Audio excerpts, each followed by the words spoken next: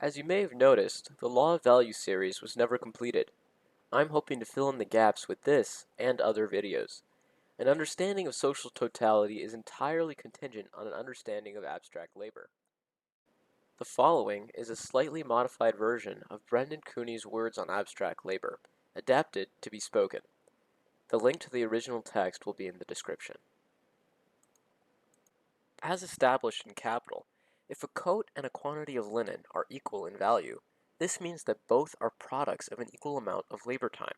However, the tailoring labor of a coat maker is different in many respects than the weaving labor of the linen producer.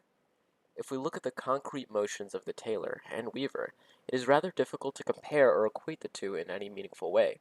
However, if we abstract away all of the concrete details of both workers' labor, we are left with nothing but an expenditure of human effort over a period of time. Viewed this way, abstractly, both labors are qualitatively the same, allowing us to say that 1 hour of tailoring is equal to an hour of weaving. One might object that the aforementioned abstraction, in which we set aside all concrete details of the labor process and view each labor merely as an expenditure of human effort over time, would not make sense if the tailor expended more energy, or was more productive in an hour than the weaver. But if we subject this objection to scrutiny, we see an even more difficult conundrum. How can we compare the productivity of weaving to the productivity of tailoring? If the weaver makes 5 bolts of linen in an hour, and the tailor makes 1 shirt in an hour, is there any meaningful way of saying one is more or less productive than the other? Just as we cannot compare or equate different use values, we also cannot compare or equate concrete labors in any meaningful way. However, in a society governed by the imperative to produce at the socially necessary labor time, we know that each hour of work, regardless of whether it is tailoring, weaving, or any other concrete form, is held to a standard level of efficiency. Even if a worker is less efficient than average, her product is valued at the socially necessary labor time. Thus, in this sense, we know that an hour of tailoring, done at the socially necessary labor time, is equal to an hour of weaving or any other work done at the socially necessary labor time. Through the mechanism of socially necessary labor time, all labor appears as equal expenditures of abstract human effort over time. This abstract expenditure of human labor over time is what Marx calls abstract labor. While the tailor performs abstract labor, this abstract expenditure of effort has a specific concrete form. The concrete labor corresponds to the particular labor process of tailoring. Concrete labor produces use values. Abstract labor produces value. Labor is both concrete and abstract at the same time. At first glance, reading through the opening pages of Capital, one might get the impression that abstract labor is a purely theoretical shortcut designed to let Marx equate completely heterogeneous labors. But, as we've already seen, labor is not just treated abstractly in thought, it is treated abstractly by society itself, in reducing all labors to an equal expenditure of energy. This makes abstract labor an important concept in Marx's theory of the capitalist labor process. Rather than just an academic category, abstract labor is real work that people actually do. As such, an understanding of abstract labor illuminates all of the dehumanizing ways that capital dominates the worker in production, reducing her work to an abstract, cog-like activity. Since abstract labor creates value, and since value is objectified abstract labor, the concept is also central to Marx's value theory. It is upon this framework that Marx develops the theory of exploitation, of crisis, and of all the other critical observations of his value theory. Marx's critique of capital is a radical critique aimed at penetrating the innermost categories of capitalist production. Abstract labor is such a category. It is an essential aspect of capitalist social relations, and thus also an essential aspect of Marx's critique of capital.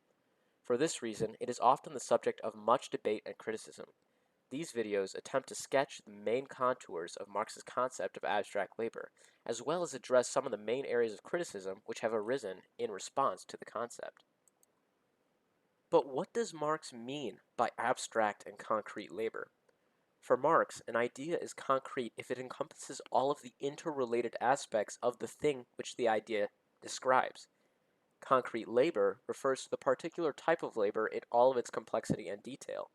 The concrete labor of shoemaking involves all of the interrelated tasks required to make a shoe, from cutting leather to making patterns to sewing, etc. The concrete labor that makes shoes is very different than the concrete labor that makes pianos. However, there are some common aspects that both shoemaking and piano making share. They are both a productive expenditure of human brains, muscles, nerves, hands, etc.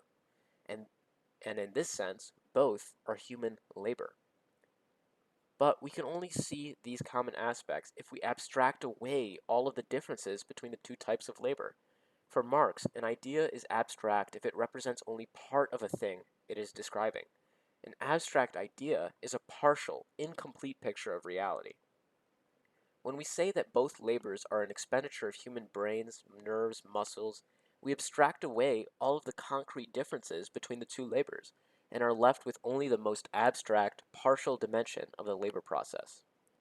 Labor is both concrete and abstract. A particular labor, shoemaking for instance, is concrete in that it consists of a certain combination of activities that produces shoes and not pianos. But at the same time, considered abstractly, shoemaking is a productive expenditure of human brains, muscles, nerves, hands, etc., and it shares this abstract quality with piano manufacturing and all other labors. The concrete aspect of labor corresponds to the distinct use values of commodities. Abstract labor, the aspect common to all labor, is what produces value. In some ways, this presentation might not seem so different than the other common uses of abstract and concrete. For instance, we might use a similar process in defining a ball. All balls have common qualities. They are a sphere that can be thrown. Each concrete ball is a different size, weight, color, etc. Each individual ball is a concrete object, but also a member of a class of objects that we designate with the abstraction ball. But if we look a little closer at Marx's presentation of abstract labor, we begin to see the ways in which the way abstract labor is abstract differs from the way in which a ball might be considered abstract. Ball is a term used to classify a group of objects by their common properties. Ball is a linguistic construct that describes a class of objects. It is another matter with abstract labor. Abstract labor is not just a mental or linguistic abstraction made for the purpose of classification. The force of socially necessary labor time in the real world reduces labor to an abstraction. This abstraction emerges from a social process and not just a mind contemplating objects. Individual balls have no necessary relation to each other. They just share common properties. Abstract labors have a necessary, intrinsic connection to one another because socially necessary labor time is the result of a social process in which all labors participate. If this seems odd, it may help to note that Marx's notion of abstract and concrete are somewhat different than the way these terms often appear in everyday use.